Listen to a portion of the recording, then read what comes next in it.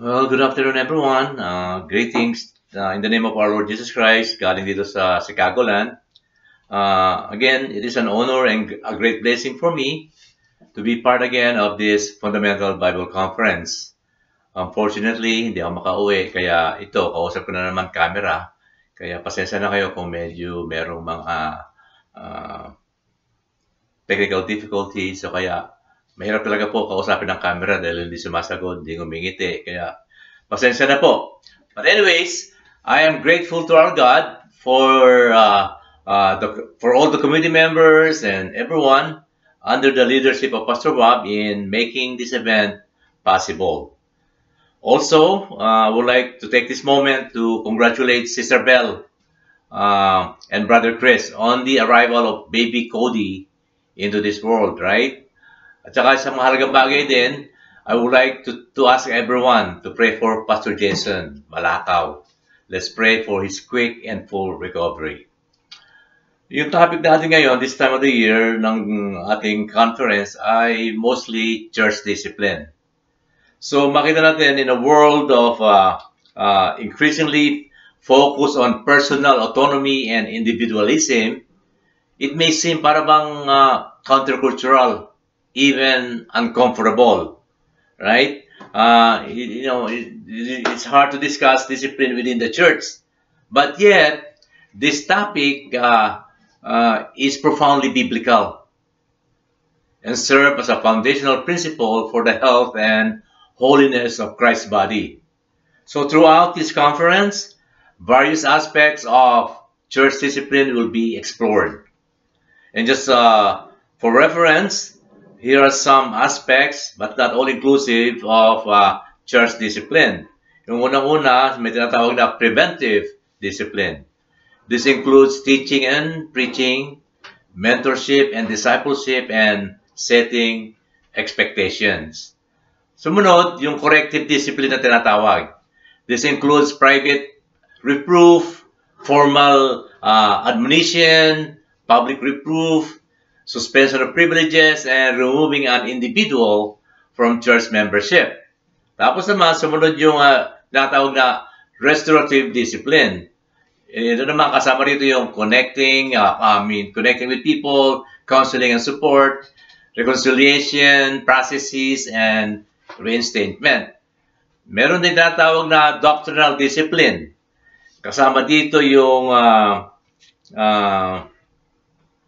addressing and correcting false teaching or doctrinal error within the church. Tapos, yung tinatawag na ethical discipline. Dito naman kasama yung moral accountability, sexual conduct, and financial integrity.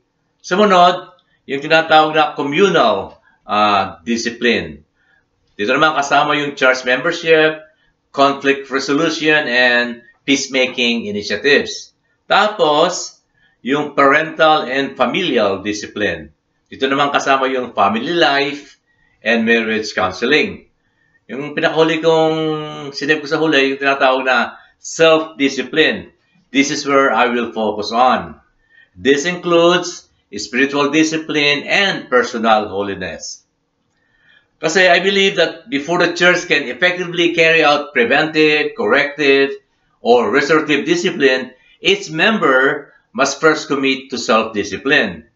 And that is what? Cultivating personal holiness, integrity, and obedience to Christ in their daily lives.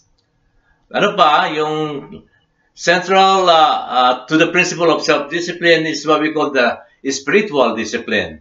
This is an essential aspect that begins with each of us individually. Diba? So, spiritual discipline involves practices like worship, prayer, fasting, scripture reading, and personal accountability, which fosters an inner life that is what? Aligned with God's heart. Just as a healthy tree bears good fruit, a church filled with believers dedicated to spiritual discipline will what? Naturally produce a community grounded in truth, grounded in love and integrity. It is through this personal discipline that we build a foundation for meaningful and compassionate church discipline. And then creating a church environment where all members are encouraged to pursue holiness. Also, Scripture calls us to a life of discipline where our walk with God is what? Marked by practices like prayer again, fasting, and Scripture reading. And just to know that these are not just individual pursuits. They are roots from where a healthy, unified church community grows. Di ba ba? Mahalaga po yun. A church filled with individuals dedicated to this practice is one that fosters accountability, fosters harmony, and mutual encouragement. So, when each member strives to live in alignment with God's Word, the church as a whole becomes better equipped to pursue holiness and restore broken relationship and uphold its spiritual integrity. I would like us to know that spiritual discipline is not a concept that just exists for academic study or theoretical reflection. It is a calling, a practice of specific spiritual habits and exercises that open doors to freedom or liberation and transformation in our walk with God. So please know that disciplines like, again, prayer, fasting, meditation, and worship are not rituals only for the spiritual giants, but as practical steps for everyday believers, that is to deepen their relationship with God. And these practices are not about drudgery, but about joy, designed to draw us out of superficial living and help us experience the freedom of a life centered on God's presence and will. So know that spiritual disciplines are for every believer, whether juggling jobs, caring for family, going to school, or engaging in everyday life activities. We know that they offer a way to ground us in God's purpose, even in a society chasing instant gratification and shallow solutions. So through these disciplines, we find depth, peace, and joy as we live a clear focus on God. And this is the God who is steadfast and unchanging. You see, the need for discipline applies even in challenging times, including situations of government overreach. So as we remain disciplined in our spiritual practices, we cultivate resilience, courage, and a deeper trust in God's sovereignty, which equips us to stand firm in faith regardless of external pressures. Amen po ba? So having said that, I will use the account in Daniel chapter 6 as the illustration of standing firm in faith and encourage you to be disciplined in your discipline in the event of government overreach in exercising our faith and practices. As we know, Daniel 6 provides a powerful story of faith, courage, and unwavering obedience to God, even when it places one at odds with authority. So, when Daniel was prohibited by law from praying to anyone but King Darius, he chose to continue his regular prayers to God, fully aware that his obedience to God might cost him his life. Daniel's faithfulness, grounded in a lifelong commitment to God's command, was ultimately honored by God, who protected him in the lion's den. And similarly, during the COVID-19 pandemic, Pastor John MacArthur of Grace Community Church in California face government restriction on gatherings, including worship services. Right? However, I would like to take this disclaimer before I proceed. Let me just say, though I appreciate his specific action here, please know that I do not all agree in some of his theological positions. I would like that to be clear, right? Now, despite this government prohibition, they continued to gather, prioritizing obedience to God over government mandates they believe conflicted with biblical instruction. For MacArthur, the commitment to worship was what? A fundamental expression of faith. An unalterable practice of gathering to honor God. And this is what church considered essential. So the connection between Daniel's action and MacArthur's response is striking. They both face significant consequences for choosing obedience to God over government decrees. Daniel 6 teaches us that obedience to God requires courage, a deep trust in His sovereignty, and a willingness to endure potential hardship. And then for Daniel, that meant being thrown into the lion's den, and for MacArthur, it meant facing legal challenges and public scrutiny. So again, spiritual discipline is not just a suggestion. It is an essential practice that energizes and strengthens our walk with God, particularly when we face challenges. And in Daniel 6, Daniel's faith was what? Rooted in regular disciplines. That is, again, in prayer and devotion that had become central to his life. So, even when government decree threatened his life, Daniel continued steadfastly in his disciplines. As you know, his story underscores that spiritual discipline are not only personal, but they are foundational to standing firm in our faith, regardless of external pressures. You see, the actions of Pastor John MacArthur and his church during the COVID-19 pandemic and restriction echo Daniel's commitment to God's authority above human authority. Just as Daniel's habitual prayer practice,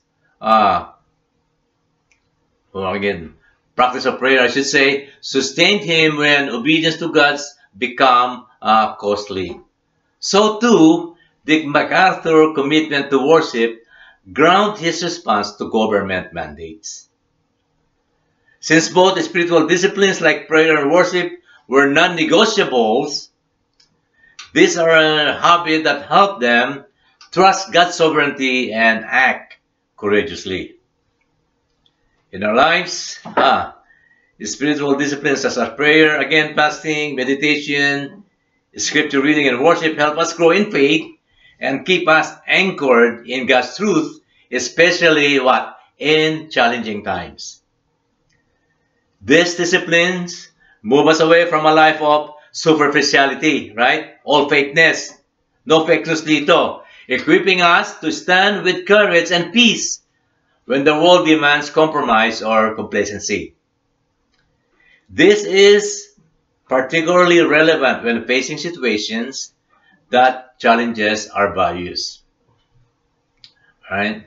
Or attempt to limit our expressions of faith. Practicing these disciplines builds a resilient faith that is not easily swayed by societal or governmental shifts. And moreover, spiritual discipline fosters joy and liberation from the self-centered concern that often plague us, right? When we ground ourselves in God's presence through daily intentional spiritual practices, what happens? We experience the freedom and joy that come from living for a purpose greater than ourselves, right? It is a joy found in the presence of an unchanging God who stands with us, right? And ultimately, the fundamentals of faith calls us to be disciplined in our disciplines. As Daniel showed and as MacArthur example illustrates, when we are disciplined in prayer, worship, and obedience, we build a faith resilient to pressures and steadfast in God's sovereignty. Right? These habits are not just about spiritual growth. They are about preparing us to stand firm. Even when tested, we are confident that God is with us through every season. Amen po ba dyan? So that's that. So our instruction for this conference is be direct, be quick, be short. Kaya I did that. Pero I'm not done. Let us now look at some details in our text in Daniel 6. So again, in this session, I would like us to be reminded that church discipline is not just about setting rules or enforcing behavior. It is about the purity, health, and spiritual integrity of Christ's body, the church. Di po ba? Discipline in the church seeks to honor God by maintaining holiness, unity, and truth, equipping us believers to stand firm in faith despite of external pressures. Today, as we consider Daniel 6 as a foundational example, we see Daniel's unwavering faithfulness amid a government decree aimed at the exercise of his spiritual discipline and curbing his worship of God. His story becomes a guiding light for the church, especially in times when our allegiance to God may conflict with earthly authorities. So let's go. We're starting with verses 1 to 5. This is where we see the call to faithfulness. Verse 1, I read to you. It pleased Darius to set over the kingdom 120 princes, which should be over the whole kingdom. And over these 3 presidents, of whom Daniel was first, that the princes might give accounts unto them, and the king thought to set him over the whole realm. I think I missed it. I read it in verse 2. And over these 3 presidents, of whom Daniel was first, that the princes might give accounts unto them, and the king should have no damage. Then this Daniel was prepared above the presidents and princes, because an excellent spirit was in him, and the king thought to set him over the whole realm. So verse 4, then the presidents and princes sought to find occasion against Daniel concerning the kingdom, but they could not find none occasion nor fault. For as much as he was faithful, neither was there any error or fault found in him. Verse 5, then said this man, we shall not find any occasion against this Daniel, except we found it against him concerning the law of his God. So we see, as the chapter begins, we see that Daniel's exemplary character is what set him apart. We read that he was faithful, neither was there any error or fault found in him, right? And his faithfulness was not superficial compliance, but a consistency born of the integrity.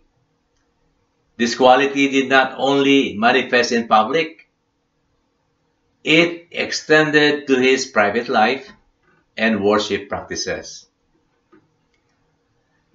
In the church, self-discipline starts with preventive discipline, where the teaching and modeling a life that is fully committed to God is the emphasis.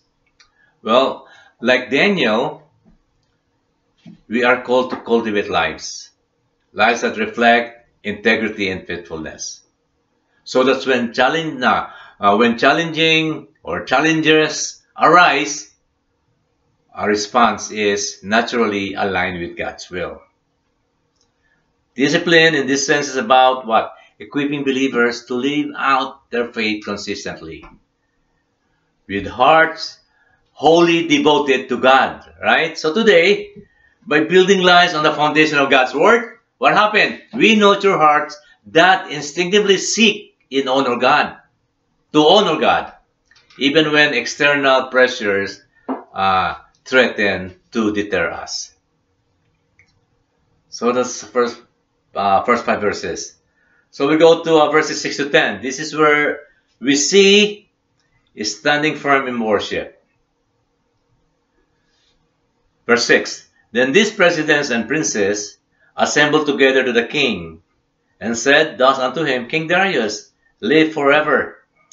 All the presidents of the king, the governors and the princes, the counselors and the captains, have consulted together to establish a royal statutes and to make a firm decree that whosoever shall ask a petition of any god or man for 30 days, save of thee, O king, he shall be cast into the den of lions.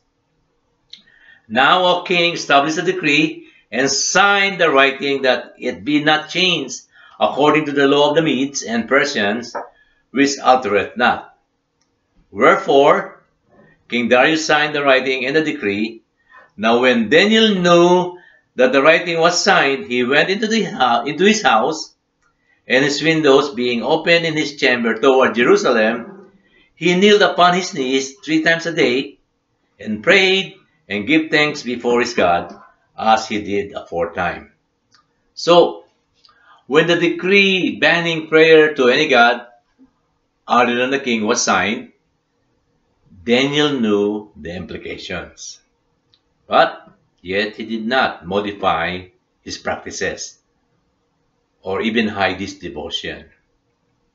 He continued his daily prayer routine with his windows open towards Jerusalem. Right?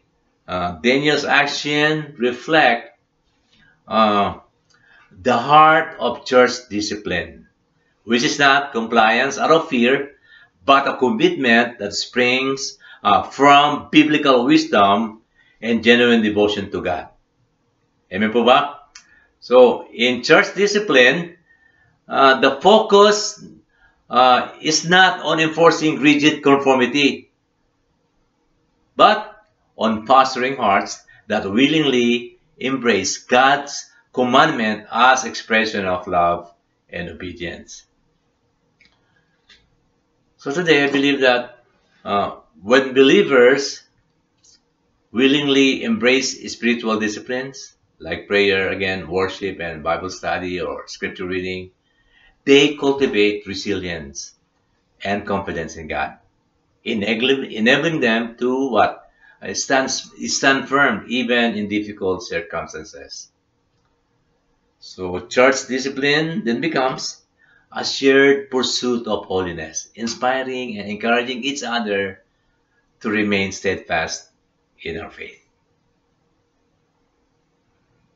Verse 11 to 17, we see the cause of integrity. I read to you. Then these men assembled and found Daniel praying and making supplication before his God. Then they came near and spake before the king concerning the king's decree. Hast thou not signed a decree that every man that shall ask a petition of any god or man within 30 days, save of thee, O king, shall be cast into the den of lions? The king answered and said, The thing is true, according to the law of the Medes and Persians, which altereth not. Then answered they, and said before the king, That Daniel, which is of the children of the captivity of Judah, regardeth not thee, O king, nor the decree that thou hast signed, but maketh his petition 3 times a day. Then the king, when he heard these words, was sore displeased with himself, and set his heart on Daniel to deliver him. And he labored till the going down of the sun to deliver him. Then this man assembled unto the king, and said unto the king, Know, O king, that the law of the Medes and Persians is, that no decree nor statutes which the king establisheth may be changed. Then the king commanded, and they brought Daniel and cast him into the den of lions. Now the king spake and said unto Daniel, Thy God, whom thou servest continually, he will deliver thee. Verse 17, And a stone was brought and laid upon the mouth of the den, and the king sealed it with his own signet, and with the signet of his lord, that the purpose might not be changed concerning Daniel. So, when Daniel's refusal to comply with the king's decree became evident, he faced severe consequences. Right? Despite his years of faithful service in exercising spiritual discipline in prayers, he was what? Sentenced to the lion's den. Daniel's story then reminds us that church discipline often involves sacrifice. Well, are you ready for this? In a similar way, Pastor John MacArthur faced scrutiny and legal repercussions for choosing to keep the church open in time of the pandemic. And I believe this is a modern day example, right? The details that in 2020, Pastor John MacArthur and Grace Community Church faced a similar test of faith. As COVID-19 restrictions prohibited in-person worship, Pastor MacArthur chose to keep his church open, standing firm in the conviction that God, not the state, held ultimate authority over worship. And this decision, grounded in Hebrews 10:25's command, right, to gather as a church, drew intense public scrutiny, even legal challenges, and financial threats. Yet, Pastor John MacArthur and his congregation, much like Daniel, believed that to close their doors was to ignore God's call. So here we see a powerful example of a modern-day Daniel, a leader who prioritized spiritual obedience over what? Societal pressure, a faithfulness that bore witness to the world of the church's unyielding allegiance to Christ. Di po ba? Maybe we can ask, what can we learn from Daniel and MacArthur's stand on church discipline? Well, I believe for one, recognizing government overreach, right? We see in both Daniel's time and during the COVID-19 pandemic, authorities issued edicts, right, that tested believers' commitment to worship. Daniel's decree was designed to force him into silence. Similarly, California's restriction sought to control church gatherings. And as we see, both examples remind us that church must carefully discern when government overreach and overstep its bounds and threatens the freedom to worship God. Amen po ba dyan? And also, it teaches us faithfulness in action here. Despite this restriction, both Daniel and MacArthur choose to obey God rather than men. Daniel continued his daily prayers. Grace Community Church kept its door open, right? So in these actions, we see a commitment to spiritual disciplines that transcends convenience or even safety. That is reminding us that church discipline calls for resilience and upholding God's commands in the face of opposition. Amen po ba? And also we have cause of commitment we see here. Daniel faced a lion's den, MacArthur faced the courts, right? Both accepted the possibility of great loss for the sake of faithfulness. True church discipline means standing firm even when it may lead to conflict or sacrifice. And so, as faithfulness often comes at a high price, but demonstrate a powerful trust in God's protection and sovereignty. Amen po ba? And lastly, I think we witness to the world, right? This serves as a witness to the world. In both cases, God used these acts of faithfulness to reveal his power, right? After Daniel's deliverance, what happened? King Darius issued a decree honoring God. Similarly, MacArthur's stand ignited widespread discussion on religious liberty and the church's mission, reminding us that unwavering commitment to God's word will bear witness to his glory and truth. And the rest is story is that it resulted in the opening of many churches. And yes po, that included Redeemer Baptist Church. Amen po ba? So both Daniel and MacArthur chose faithfulness to God over personal safety or popularity. So we continue with our text in verses 18 to 23, where we see God's sovereignty and deliverance. I read to you verse 18. Then the king went to his palace, and passed the night fasting.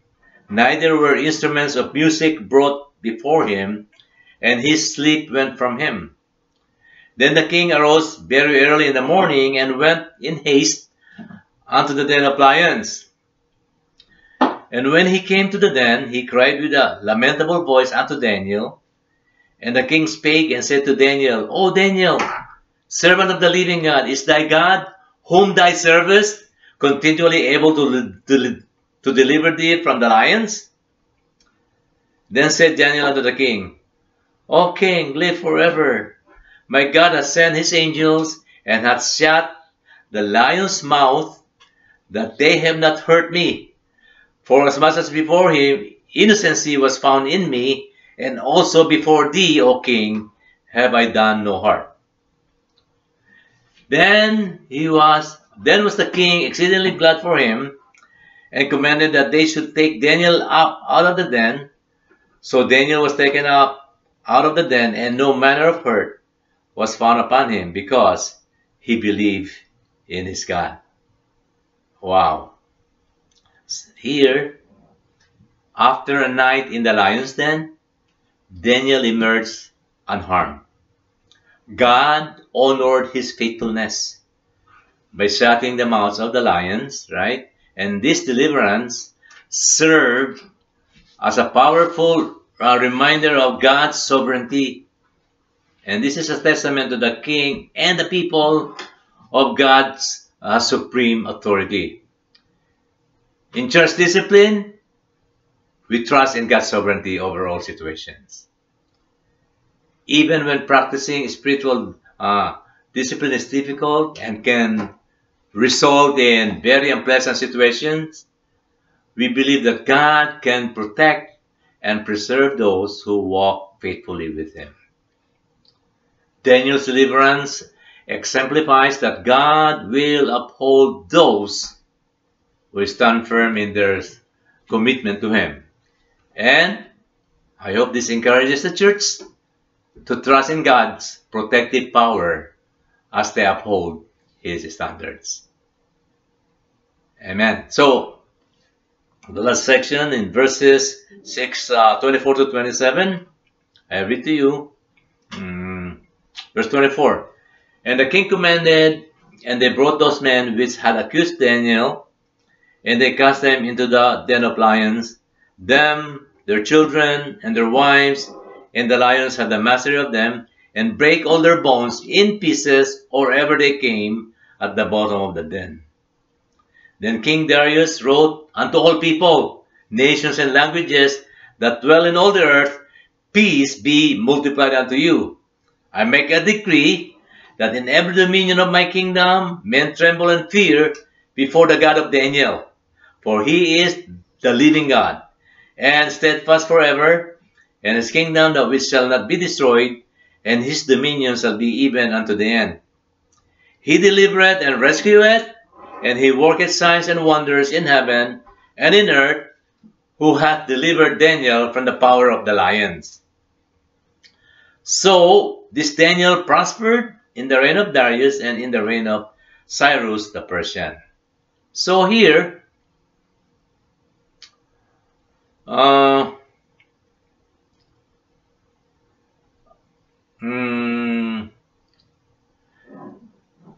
King Darius, witnessing Daniel's deliverance, issued a decree that all people must tremble and fear before God of Daniel. Daniel's obedience in exercising spiritual discipline under pressure not only strengthened his own faith, but bore witness to the pagan king and what? His entire empire. In the same way, the church's faithfulness in maintaining biblical discipline can serve as a testimony to the watching world, demonstrating the transformative power of God. So,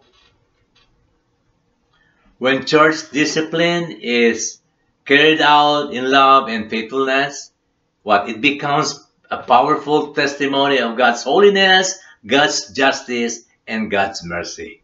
Amen po ba?